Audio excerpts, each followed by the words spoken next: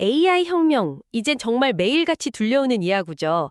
그런데 그 혁명을 가능하게 하는 보이지 않는 엔진에 대해서는 얼마나 알고 계신가요? 바로 AI 모델을 훈련시키고 또 운영하는 데 필요한 그 막대한 컴퓨팅 파워 이야기입니다. 오늘은 이 AI 컴퓨팅 파워를 둘러싼 아주 치열한 경쟁, 그리고 그 중심에 새롭게 등장한 네오 클라우드라는 기업들에 대해 깊이 한번 파고 들어보겠습니다. 이 분야가 월스트리트에서도 가장 뜨거운 논쟁거리 중 하나라고 하더라고요. 엄청난 기회, 그리고 동시에 모든 걸 무너뜨릴 수 있는 그런 위험이 공존하고 있습니다. 네, 이건 뭐랄까 새로운 골드러시 같아요. 그런데 이번에는 금을 캐는 곡괭이, 그러니까 AI 칩을 파는 엔비디아뿐만 아니라요. 그 금광 자체를 빌려주는 새로운 사업이 막 폭발적으로 성장하고 있는 거죠. 특히 흥미로운 지점은 기존의 거대 기술 기업들, 그러니까 하이퍼 스케일러들조차 감당하지 못하는 그 수요의 공백을 이 새로운 기업들이 어떻게 파고들고 있는가 하는 점입니다. 이들의 미래를 두고 정말 극단적인 낙관론과 비관론이 팽팽하게 맞서고 있습니다. 네오클라우드라는 용어 자체가 사실 좀 생소하게 들리는데요. 정확히 어떤 회사들인가요? 그 시작이 좀 의외의 곳에서부터였습니다. 원래 비트코인 같은 암호화폐 채굴을 위해서 데이터 센터를 운영하던 기업들이 있었거든요. 그런데 AI 붐이 일면서 훨씬 더 수익성 높은 사업 기회를 발견한 겁니다. 아, AI 쪽에서요? 네, 바로 AI 모델 훈련에 필요한 고성능 컴퓨팅 파워를 빌려주는 일이었죠. 코어위브나 아이렌 같은 회사들이 그렇게 사업 방향을 전환한 대표적인 네오클라우드 기업들입니다. 잠깐만요. 근데 그게 그렇게 간단한가요? 암호화폐 채굴하던 데이터 센터를 그대로 AI 연산에 쓸 수 있는 건가요? 다들 이 사업에 뛰어들지 않는 걸 보면 뭔가 좀 숨겨진 장벽이 있을 것 같은데요. 아주 예리한 지적이십니다. 그냥 공간만 있다고 되는 게 아니거든요.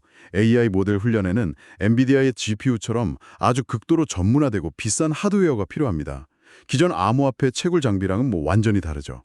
결국 이 사업의 핵심은 누가 더 빨리, 더 많이 이 비싼 GPU를 확보해서 데이터 센터를 구축하느냐 이 싸움입니다.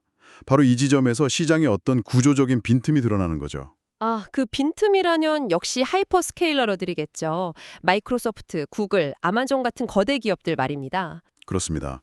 이 클라우드 거인들조차 폭발적인 AI 수요를 따라잡지 못하는 상황에 이른 거예요. 자체적으로 데이터 센터를 계속 짓고는 있는데 수요 증가 속도가 정말 상상을 초월하는 거죠. 그래서 이 거대 기업들이 안정적인 컴퓨팅 파워를 확보하기 위해서 어찌 보면 자신들의 잠재적 경쟁자가 될 수도 있는 이 네오클라우드 업체들하고요. 기꺼이 손을 잡고 수십억, 수백억 달러 규모의 계약을 맺고 있는 겁니다. 와, 그러니까 거대 기업들이 너무 절박해서 자신들의 미래 경쟁자들을 스스로 키워주고 있는 그런 형국이네요. 이거 정말 흥미로운데요? 네, 바로 그 지점 때문에 투자자들이 제2의 엔비디아를 찾으려는 기대감에 이 시장으로 막 몰려들고 있는 겁니다. 엔비디아 칩을 대량으로 사서 데이터 센터를 구축하고 그걸 다시 빅테크 기업들한테 빌려주면서 막대한 수익을 올릴 수 있겠다. 이런 기대감이죠. 듣기만 하면 정말 돈 찍어내는 기계처럼 들리는데 세상에 그게 쉬운 사업은 없겠죠. 분명히 리스크가 클 것 같습니다. 맞습니다. 이 비즈니스 모델의 이면을 들여다보면 정말 아슬아슬한 외줄타기를 하고 있다는 걸 알 수 있습니다. 데이터 센터 하나 짓는데 정말 막대한 자본이 필요하고요. 네오클라우드 기업들은 사업 확장을 위해서 엄청난 규모의 부채에 의존할 수밖에 없습니다. 부지 확보, 전력 공급, 특수 하드웨어 조달, 모든 과정이 돈과 시간, 그리고 수많은 변수와의 싸움이죠. 이 지점이 바로 네오클라우드를 둘러싼 핵심 논쟁으로 이어지겠군요. 한쪽에서는 거대한 기회라고 보고 다른 한쪽에서는 모래 위에 지은 성이라고 보는 거죠. 비관론자들의 주장이 좀 궁금한데요. 유명 공매도 투자자인 짐 체노스의 비유가 아주 날카롭습니다. 그는 네오클라우드를 첨단 기술 기업이 아니라 부동산 임대업자에 비유합니다. 단지 땅과 건물이 아니라 비싼 GPU를 빌려주는 것뿐이라는 거죠. 이들의 사업 모델은 근본적으로 AI 수요가 영원히 폭발할 거라는 가정 위에 서 있습니다. 만약 AI 성장세가 조금이라도 둔화되면 어떻게 될까요? 하이퍼스케일러들은 남는 컴퓨팅 파워를 자신들의 다른 내부 서비스에 돌리면 그만입니다. 하지만 오직 칩 임대 사업만 하는 네오클라우드는 그럴 대안이 전혀 없죠. 아, 수요가 꺾이는 순간 바로 위기에 처할 수 있다 이 말이군요. 더 심각한 문제가 있습니다. 이들은 AI라는 기회를 잡기 위해서 막대한 빚을 내서 GPU를 사들이고 있거든요. 이건 마치 AI라는 달을 향해 날아가는 로켓을 만드는데 그 연료 탱크를 고금리 대출이라는 폭탄으로 채운 것과 같아요. 비행이 순조로울 게는 괜찮지만 엔진이 조금이라도 삐걱거리면 로켓 자체가 공중에서 폭발할 수 있는 구조인 셈이죠. 수익률도 하이퍼스케일러들보다 훨씬 낮아서 위기 시에 버텨낼 완충 장치가 거의 없습니다. 하지만 그 엔진이 멈출 거라고 예상하기는 아직 이르지 않나요? 지금 당장은 수요가 공급을 압도하고 있잖아요. 낙관론자들은 이 점을 파고들 것 같은데요. 그게 바로 낙관론의 핵심 근거입니다. 현재 AI 컴퓨팅 수요는 정말 상상을 초월합니다. 네오클라우드 기업들은 이미 확보한 용량이 향후 몇 년치까지 모두 판매 완료되었다 이렇게 말하고 있죠. 실제로 시너지 리서치 그룹은 2030년까지 네오클라우드 시장이 연평균 69%라는 엄청난 속도로 성장할 것으로 전망했습니다. 연평균 69%요? 와, 그건 거의 스타트업 발표 자료에서나 볼 법한 숫자인데요. 그런 종류의 예측은 보통 모든 게 완벽하게 돌아간다는 가정하에 나오는 거 아닌가요? 그 예측을 뒤집을 수 있는 가장 큰 변수는 뭘까요? 정확합니다. 그 예측의 가장 큰 가정은 생성형 AI 서비스 시장이 계속 폭발적으로 성장하고 하이퍼스케일러들이 그 수요를 계속 감당하지 못할 것이다 라는 겁니다. 만약 둘 중 하나라도 어긋나면 성장률은 급격히 둔화될 수 있죠. 하지만 지금 당장은 그 가정이 현실이 되고 있습니다.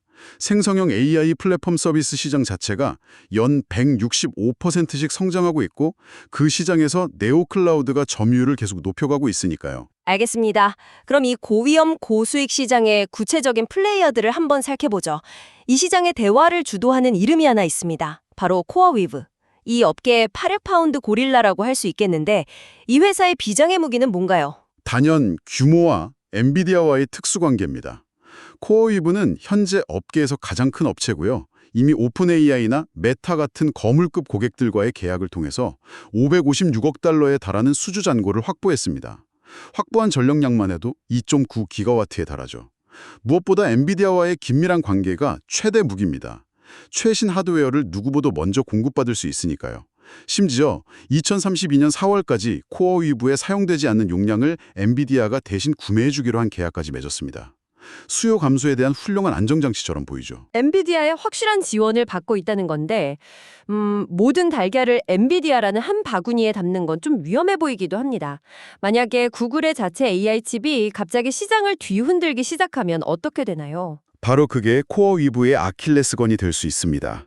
현재 코어위브는 오직 엔비디아 칩만 사용하고 있기 때문에 엔비디아의 시장 지배력이 흔들리면 코어위브의 경쟁력도 함께 약화될 수 있죠. 또 다른 리스크는 운영 문제입니다. 그동안 시설 건설과 운영을 제3자 개발 업체에 크게 의존해 왔는데 파트너사의 일정이 지연되자 주가가 하루 만에 16%나 폭락한 사례도 있었거든요. 그래서 최근에는 직접 데이터 센터를 짓는 방향으로 전략을 수정하고 있습니다. 그리고 아까 말씀드린 재무 리스크, 즉 14억 달러에 달하는 막대한 부채도 빼놓을 수 없죠. 한 애널리스트는 자본 비용, 그러니까 돈을 빌리는 이자는 9%인데 자본 수익률은 4%에 불과하다고 지적했더군요.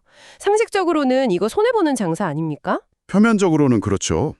물론 회사 측은 리스크를 조정한 실제 수익률은 자본 비용을 넘어선다고 반박했고요. 미래에는 마진이 개선될 것이라는 기대도 있습니다.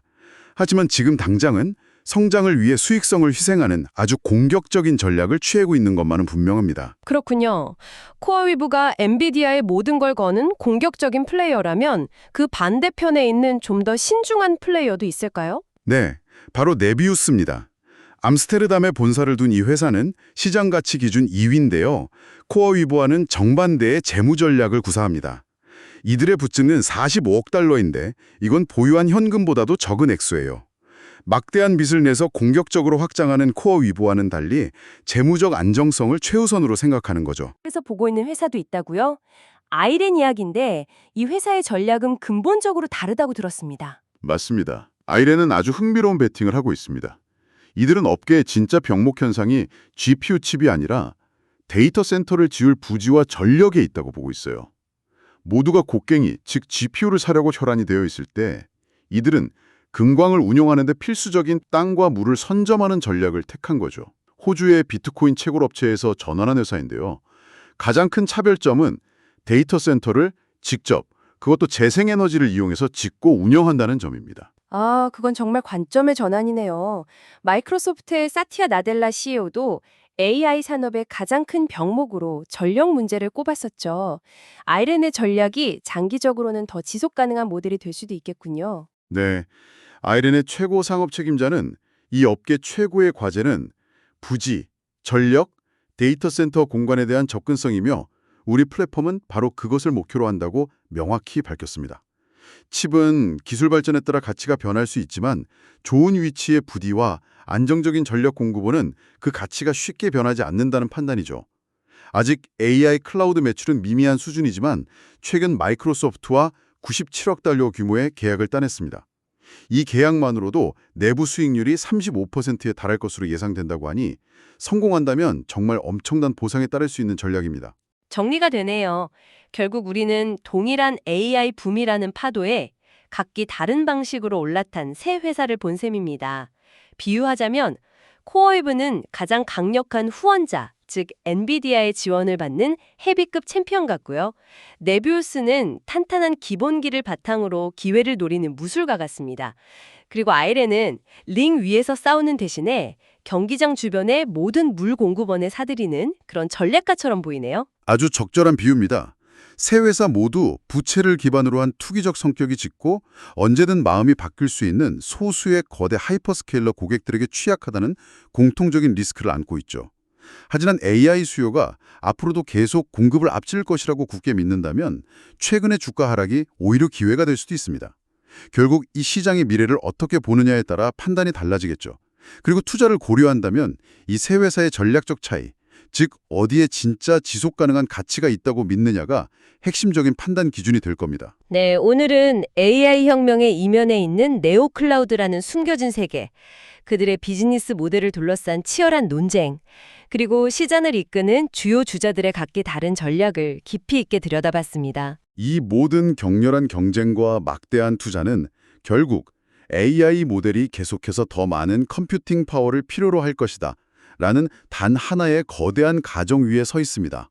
여기서 여러분이 한 번쯤 고민해 보셨으면 하는 질문을 하나 던지고 싶습니다. 만약 다음 AI 혁신이 모델을 더 크게 만드는 것이 아니라 근본적으로 더 효율적으로 만드는 방향으로 일어난다면 어떻게 될까요? 지금과 동일한 성능을 단 10분의 1의 컴퓨팅 파워로 구현할 수 있는 기술적 돌파구가 갑자기 나타난다면 이 막대한 자본이 투입된 고위험 경쟁의 판도는 순식간에 어떻게 바뀔까요?